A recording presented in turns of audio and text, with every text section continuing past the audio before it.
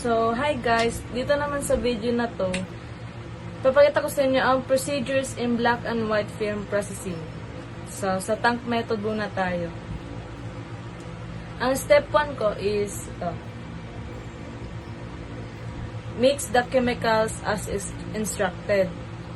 So, the procedure may vary depending on the brand, but usually you need to fill a bottle of 75% of the required amount of water. Add the concentrated chemical or powder mix, then pour in the rest of the water required. To avoid waste, make sure you only mix what you can see yourself using in the next few days before using your mixtures.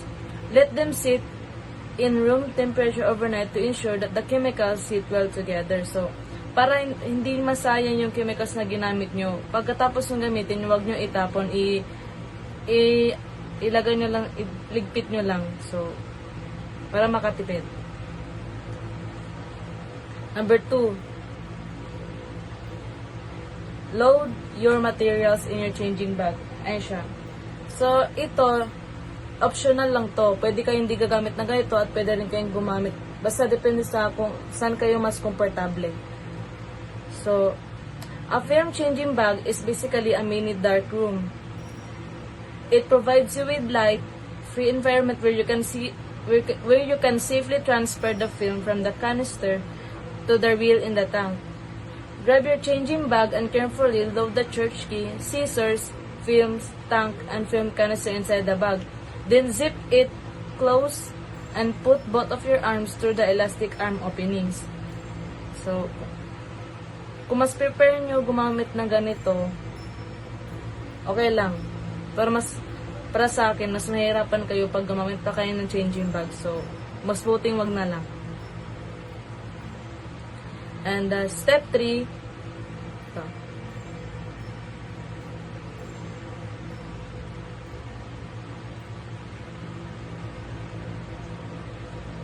Step 3, open the film tank and remove the reel. So, use the church key to remove the bottom of the film canister, then cut the film leather off. Use your scissors to cut the film leather. Discard it, then cut the corners of the remaining film to help it glide through the reel easily. So, number 4, step 4, load the film into the reel. So, bago kayo gumamit nito, mag-follow kayo na instruction para hindi kayo magkasugat-sugat sa kamay. So, when doing this, make sure not to go against the natural curve of the film as you're wrapping it around the reel. Once you've loaded the entire roll, cut off the plastic reel at the end. Place the reel back in the tank and close the lid. So, make sure that the tank is properly closed and light tight before opening the changing bag and removing all your tools.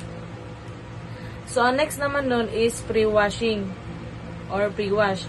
Pre-wash the film. This part is crucial, so to avoid any air bubbles that may form on your film, place your developing tank in the sink to pre-wash your film. So, make sure na ang temperature ng tubig or ang room temperature is close. So, turn on the faucet and let the water fill the tank. Next naman is, dito na kayo mag-pour ng mga developer, stock bath. So, step 5, so, ayun na nga sinasabi ko. Pour the developer. Pour developer into the tank. So, bago ka gumamit ng developer, hindi ka pwedeng basta-basta maglagay ka lang. So, gamitin mo yung guide na sa gilid ng tank to get a proper proportion of developer you need for your film. Before filling it, make sure your developer is at that proper temperature required by the manufacturer. Place your tank in the sink and pour in the required amount of developer. So, hayaan nyo siyang isoak for 6 minutes.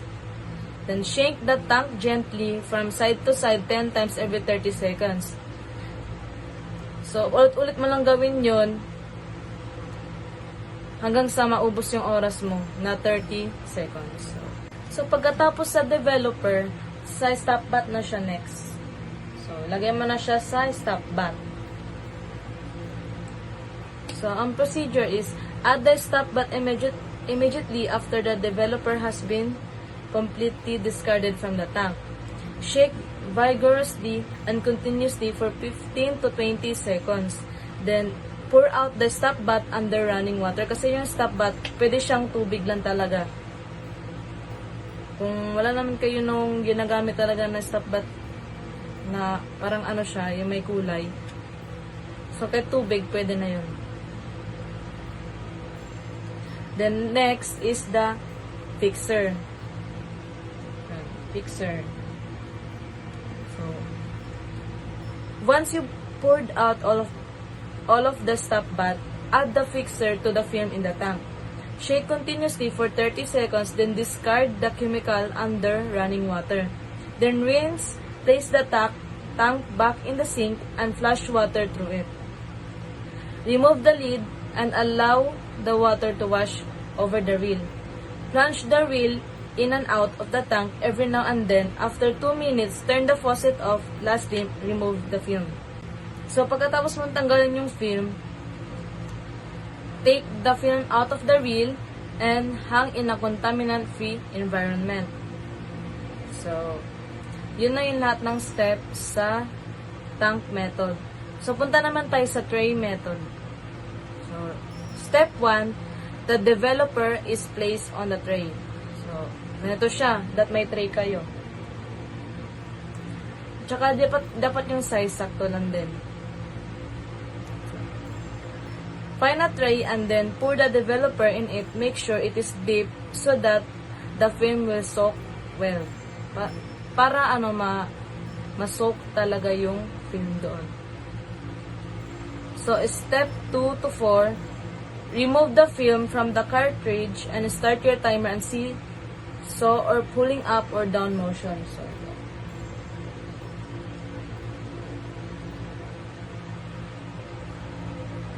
So, gawin mo yun in total darkness. Remove the film from the cartridge, then hold on end on the film and immerse the film in the developer in the tray, making sure that the film is thoroughly dipped until the whole length of the film is evenly wet. Then after soaking, start your time right away. With seesaw or pulling up or down motion, move the film from one end to other then back, continuously until the developing time of 4 to 5 minutes. So, yun na yun siya. So, step 5 to 7, dito na yung ilalagay mo siya sa pagkatapos sa developer, punta ka na sa stop bath, tapos sa fixer. So, ayan siya.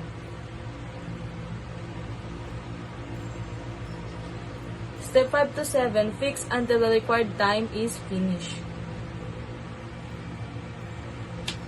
So, pagkatapos mo nang ilagay siya sa developer, transfer it to the stop bath for 10 to 15 seconds with the same motion.